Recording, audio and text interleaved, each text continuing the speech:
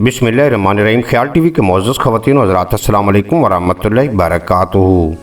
मैं हूं आपका दोस्त मोहम्मद अली खिज़र। आज की इस वीडियो में बैतुल मुक़द्दस की तारीख़ पर नज़र डालते हैं।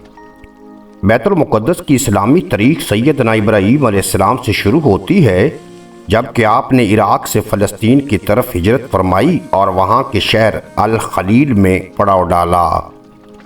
सैयदना इब्राहीम अलैहिस्सलाम के बड़े फ़र्जंद सैयदना इस्माईल अलैहिस्सलाम ने मक्का आबाद किया और आपके दूसरे फ़र्जंद सैयदना इसहाक़ अलैहिस्सलाम के फ़र्जंद सैयदना याकूब अलैहिस्सलाम ने बैतुल मुक़द्दस और मस्जिद अक्सा को तामीर किया।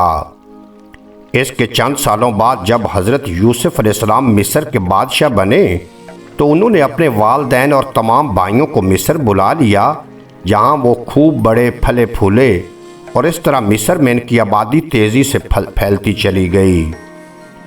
इसके सैकड़ों साल बाद जब मिस्र पर फ़िरौन रमीसीस की हुकूमत कायम हुई और उसने बनी इसराइल पर जुल्म और सितम की इंतहा कर दी, तो हज़रत मूसा अलैहिस्सलाम ने अल्लाह के हुक्म से बनी इसराइल को लेकर फ़लस्तीन की तरफ हिजरत की। फ़िरौन ने इनका पीछा किया लेकिन बहरा अहमर में डूब गया। फ़लस्तीन आकर बनी इसराइल ने तरह तरह की नाफरमानियाँ शुरू कर दीं, जिसकी वजह से अल्लाह ताला ने इन्हें वादी तहिया में 40 साल तक के लिए भटका दिया।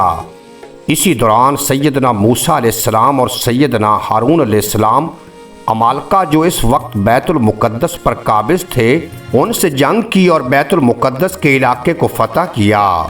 और इनके बाद सैयदना तालूत की क़यादत में एक जंग लड़ी गई, जिसमें सैयदना दाऊद अलैहिस्सलाम ने जलूत को कत्ल किया और इस तरह फ़लस्तीन के सारे इलाके पर सैयदना तालूत की हुकूमत कायम हो गई। तालूत के बाद सैयदना दाऊद अलैहिस्सलाम बादशाह बने और इनके बाद इनके फ़र्जंद सैयदना सुलेमान अलैहिस्सलाम की ज़बरदस्त हुकूमत फ़लस्तीन के पूरे इलाके पर कायम हो गई। लेकिन सैयदना सुलेमान अलैहिस्सलाम के बाद इनका बेटा बादशाह बना। वो इंतहाई अयाश और बद किरदार था।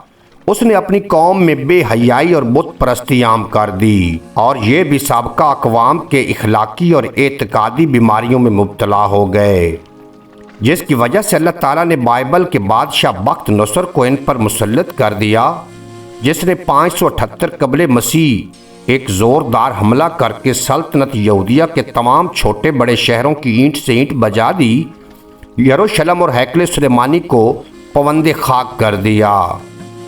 हज़ारों लोग मारे गए और जो बच्चे और औरतें बच गए, इन्हें वो अपने साथ इराक़ ले गया। बख्त नसर की मौत के बाद वो कैदी 70 साल बाद वापस फ़लस्तीन आ गए और उन्होंने यरूशलेम को फिर आबाद किया और छोटी मोटी रियासत तश्कील दी। लेकिन फिर इनमें वही खराबियाँ रूनुमा हो गईं, जिसकी वजह से कभी यूनानियों ने, कभी बाइबलों और कभी रूमियों ने इन्हें अपना ग़ुलाम बनाया। हज़रत ईसा अलैहिस्सलाम के ज़माने में इनकी अवाम ही नहीं, उलमा का तबका भी इस कदर गुमराह था कि शिरक, बदकारी, अंबिया के कत्ल और शराब नोशी वगैरह को गुनाह तक भी नहीं समझा जाता था। इन यहूदी उलमा राहिबों ने सैयदना ईसा अलैहिस्सलाम को कैद कराने और फिर सूली पर चढ़ाने के लिए तरह तरह की साजिशें और इस कदर नीच हरकतें की कि इसकी कुछ तफसील मौजूद इंजीलों में भी मिल सकती है। हज़रत सैयदना ईसा अलैहिस्सलाम के रफ़ा समा के बाद सन 70 हिजरी में अल्लाह ताला ने इन